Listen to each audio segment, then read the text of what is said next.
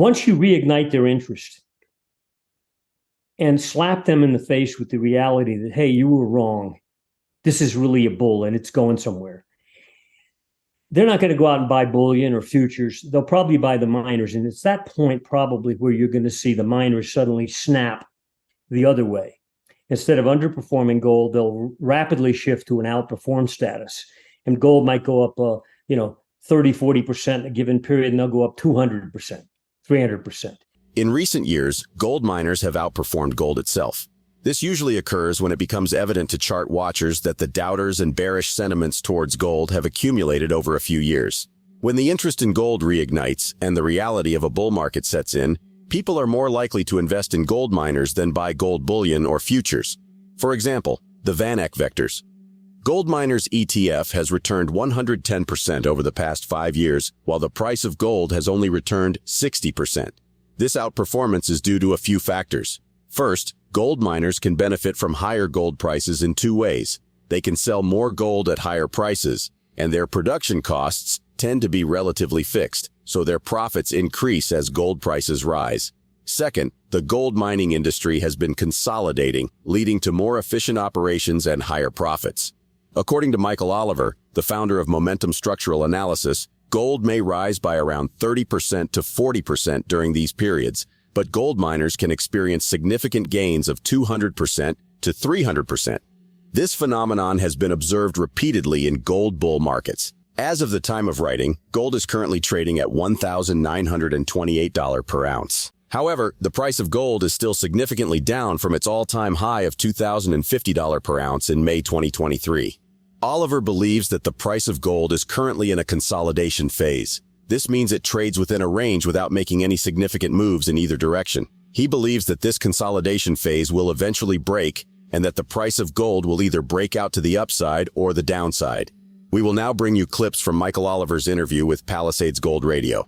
But before we do, if you want more videos like this, ensure you smash the subscribe button and turn on the notifications bell for more videos.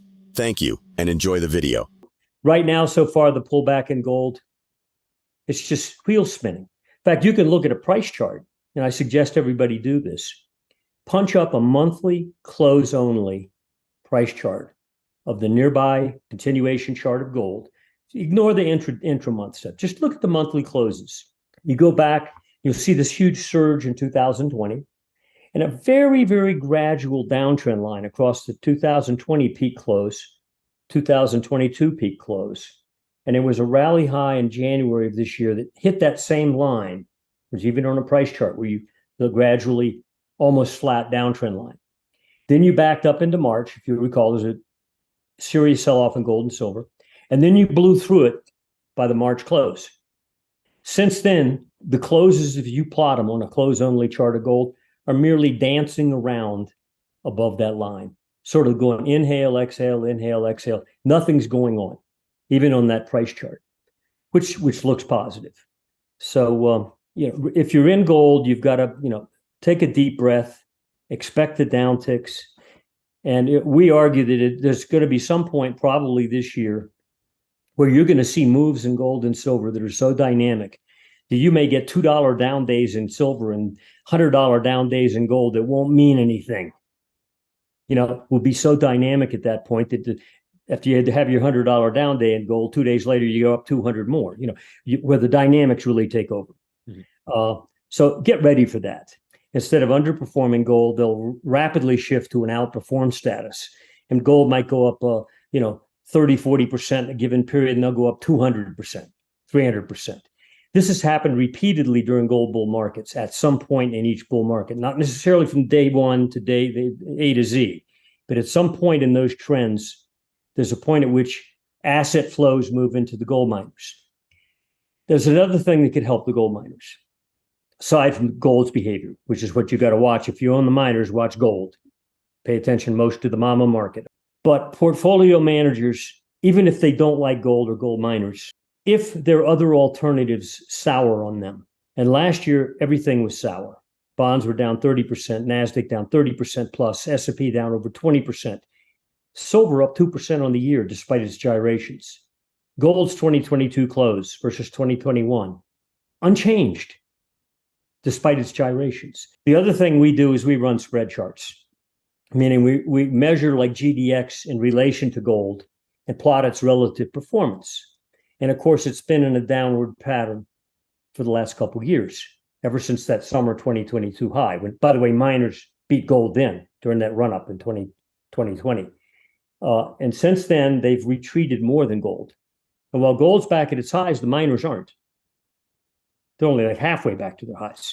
So you can see on a price chart, they're much weaker. But we plot a spread chart, and quite often we can identify a point well before the miners ever get back to their old highs. And therefore, at the same, where gold is back near its highs, where the spread says, okay, I'm returning to an outperformance status. And that's another thing we watch, is that relative performance of miners versus gold. And quite often we can identify that before it becomes evident on price. But again, that's a sector that's so small with such good earnings that you get gold going again above its old highs, for example, and you get that stock market to lose sentiment. That's when I think the miners will take off. The price of silver has been on a downward trend since reaching a peak of nearly $30 in the summer of 2020. The price has declined to around $22.67 per ounce as of June 22, 2023. This decline has been accompanied by a triple top pattern, which is a technical analysis pattern that occurs when the price of an asset reaches a high 3 times in a row, each time at a slightly lower level. This pattern is often seen as a bearish signal, suggesting that the bulls are losing momentum and that the price will likely decline. However, Oliver believes that the triple top pattern is not necessarily a bearish signal for silver. He argues that the pattern could also be seen as a consolidation phase and that the price of silver could break out to the upside if it breaks through the $23.50 resistance level. Let's get back to the interview to hear Oliver's thoughts on the current price movements of gold and silver. And if you look just at a price chart, a bar chart, you'd say, oh, it broke the floor. It's going to 1,200. There are all kinds of swing measurements were created. And I saw every report out there that was bearish, even gold bulls. We said it was a bear trap. What you did is you then went from 1650, you went to 17, 1750, 1800. In other words, you aborted back up into the box and you zapped to the top of the box by February, March of this year, back to 2050. Okay. So what had been a perfect box and you blew the bottom out of, you're now at the top of the box. And so far, you've yet to put downticks in. In other words, we've had 4 to 5 months of constant selling in gold. And we're spinning between 2050 and 1950, made lows at 1920 something last week and 3 weeks ago about 1930.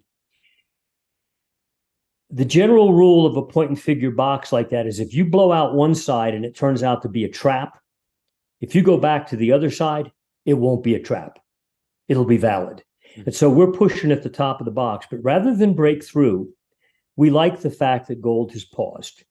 The reason we like it is it got overbought, going from a 1613 price low all the way back up to 2050 plus in like a straight line. Well, there was some zigzags, but not enough to put downticks on that chart.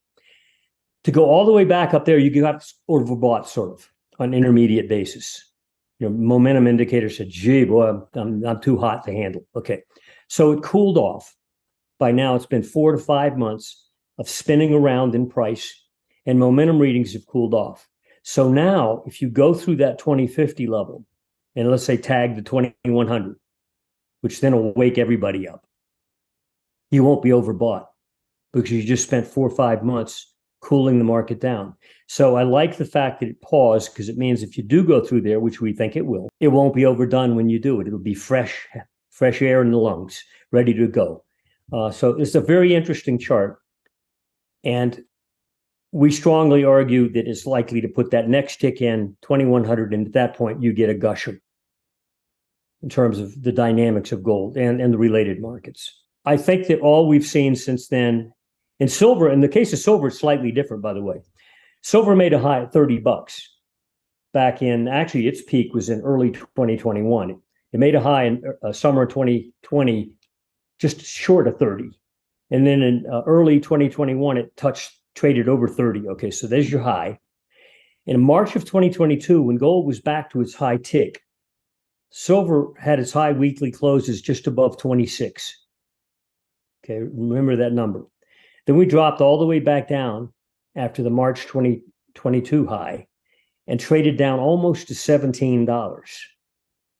And then quickly, you're back up to, I think, 23 or so, and then had a pullback. And then you reached 26 over the last few months, pull back a bit, back to 26 again. In other words, the recent highs in silver were sort of doing what gold did. It's gone back to a prior high, in this case, the March 2022 high. Just look at a weekly close only chart. And we've had weekly closes recently up there just above 26, just like we did in March 2022. So even the price chart on silver, forget the momentum, has defined a ceiling that when you go punch back, we argue you even see $26 again, get out of the way if you're a bear. Because it's set up a triple top there as well to blow through and make it a triple top breakout. So they both set up the same kind of structure. And I think all they're doing is wheel spinning to cool themselves off so that when they do go through those structures, they've got the dynamics to really go somewhere. Gold miners are likely to continue to outperform gold itself in the future. This is because the gold mining industry is consolidating, leading to more efficient operations and higher profits. Additionally, the demand for gold is expected to increase in the future, as it is seen as a safe asset during times of economic uncertainty. Do you agree with Oliver's point of view? Do you really think that gold miners are a good investment for the future? Share your thoughts and observations in the comments section below. Also, be sure to like this video, subscribe to the channel, and enable notifications to stay up to date on our latest videos on silver, gold, and copper. Thanks for watching.